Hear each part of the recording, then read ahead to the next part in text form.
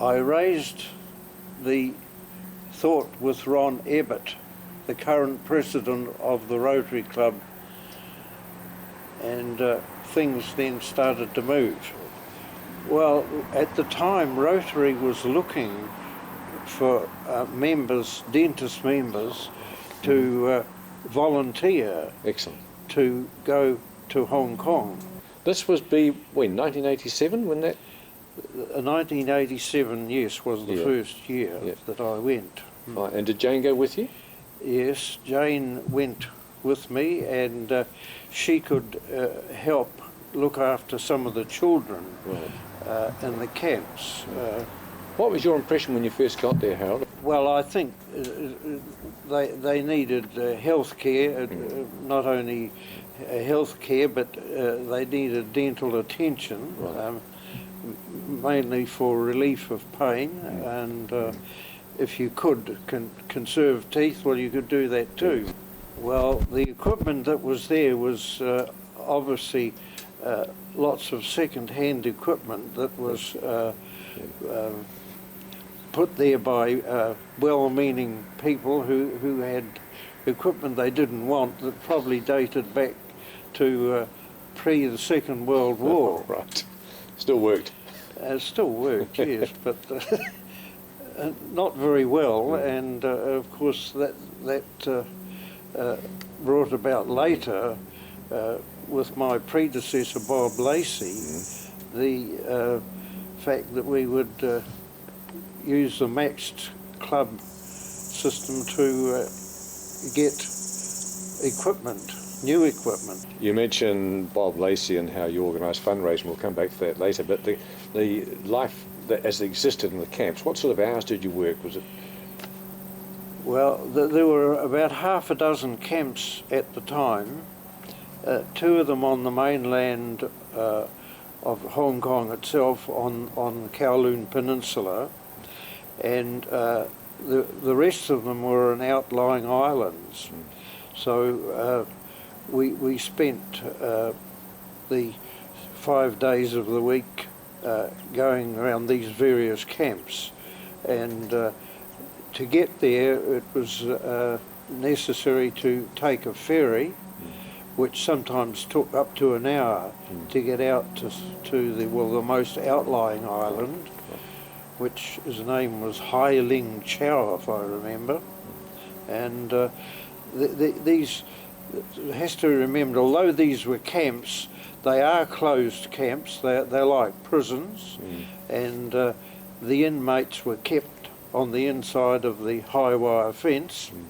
And Jane came with me to these, also to these camps, and she was able to help look after the children or keep an eye on them if their parents were allowed out to work.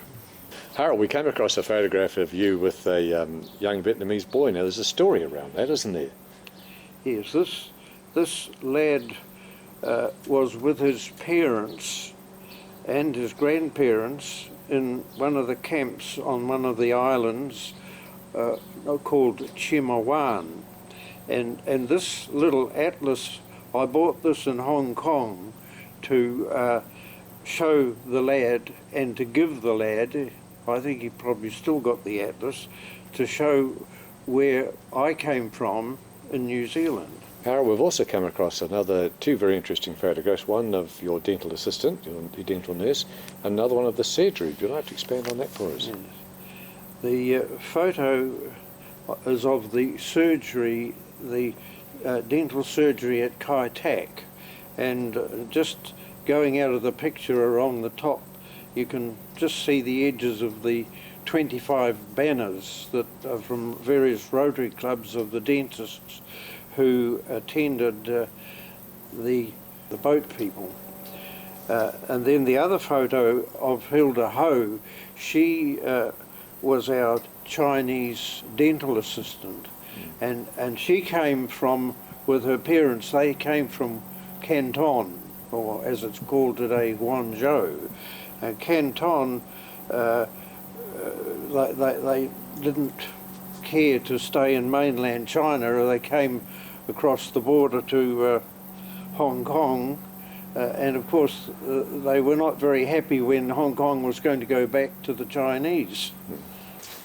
Dental equipment, and how you got it, what condition it was like and everything else. You and Bob Lacey took steps to do some fundraising. Now, first of all, who's Bob Lacey, for those that don't know?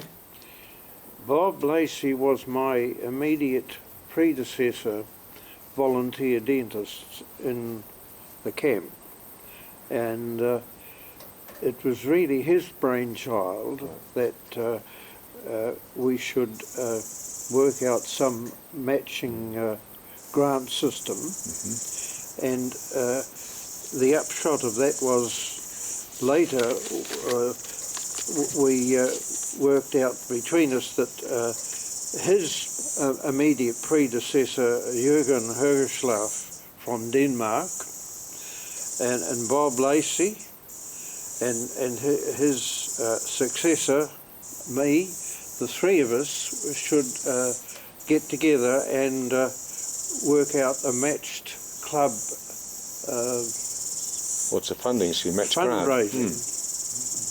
So, and then of course we then qualified for a grant from Rotary International from the 3H program to add to the fund that we were hoping to build up.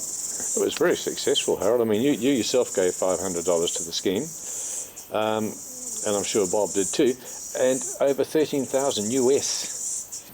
It was quite an impressive amount of money there, totalling over $12,000 in the finish.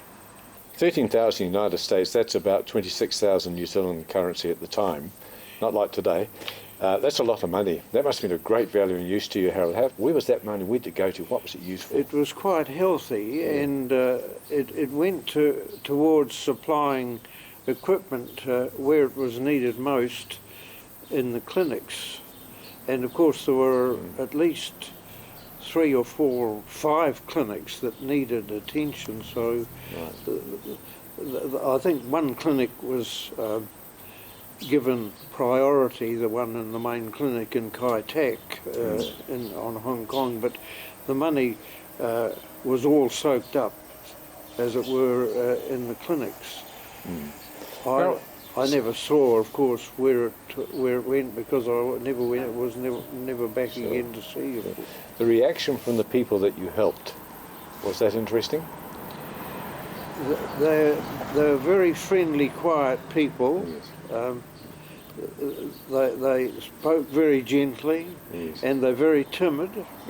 But I think they're wonderful people. Very sincere people too. Yes. How many visits did you make to Hong Kong? I did 3 altogether. The first one, 87, and then the second one in 1989. And although I hadn't volunteered in 1991, we went through Hong Kong again. Of course, naturally, having been there twice before, I paid a visit to the centre and the program, and of course, as it happened, the dentist who was there had a bad throat, and he was off sick, so I took over for him. Well, you were there. Yes. Well, Harold, as an aside, tell us about your visit with Rewi Alley. In fact, some people might not know who Rewi Alley is. Can you tell us that first? He was born around 1900, and he was born in Canterbury and Springfield. He fought in the First World War.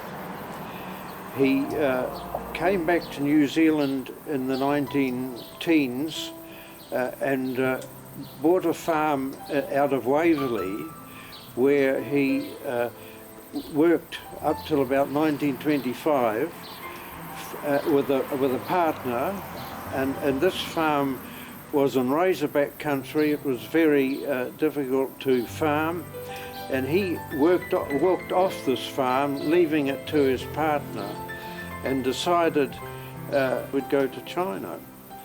And he arrived in China about 1928 and spent the rest of his working life in China. And amongst one of his great achievements was the formation of the industrial cooperative movement that was designed for small groups of artisans to make, amongst other things, blankets for people to keep them warm, and munitions for fighting the Japanese as they advanced into China. And he was almost the single-handed developer of this industrial cooperative movement. At the end of my time in Hong Kong with the boat people, made the decision, Jane and I made the decision, we'd go across to try to find Rewi Alley in Beijing. And before I left New Zealand, I managed to get Yik Ji, one of our presidents of Rotary, to write down in Chinese the address of Rewi Alley so we could find him just by getting in a taxi. So finally, of course, we got to Beijing, and I had the pleasure then of trying to find Rewi. We took the taxi to the overseas Chinese area where he was living, and eventually got into his compound, was interviewed by his secretary, and a nice lady came out, and while we were waiting, she said he was having his wounds tended to. He'd actually had an accident, and so she asked us, invited us to have a whiskey, and I remember to this day being brought a glass full of whiskey, and she disappeared out of the room, and I wondered what I should do with this. The one thing I thought, I'd never see Rewi if I finished the glass off, so I poured it into the aspidestra. And that was the end of the whiskey. However, we did see Rewi, and had a very interesting talk with him about my efforts with the boat people, and he had a talk also about our common friendship from our old boys of Christchurch Boys High School. Last question. That's a nice little link, Harold. That's delightful. You've done a marvellous job with what you did way back then in 1987 in taking part in that assistance program, Rotary International Vietnamese boat people. And looking back now, how do you feel about your time working with the refugees? It's a Pleasure. hard question for me to put an answer to. I would go back and do it all again if I had the opportunity. It's a great service to offer. And today I would like to know, I don't know, since mainland China has taken over the Hong Kong area, I don't know what's happened to these boat people. Harold Howard's work with the Vietnamese boat people in the camps of Hong Kong illustrates how Rotarians can contribute their skills to help improve the lives of less fortunate people in other parts of the world. Many use the avenues of service available through Rotary International to do very effective work where it is needed. Harold Howard is one of those who freely gave his time for humanitarian purposes, and the club was proud to award him the Paul Harris Medal in 1990.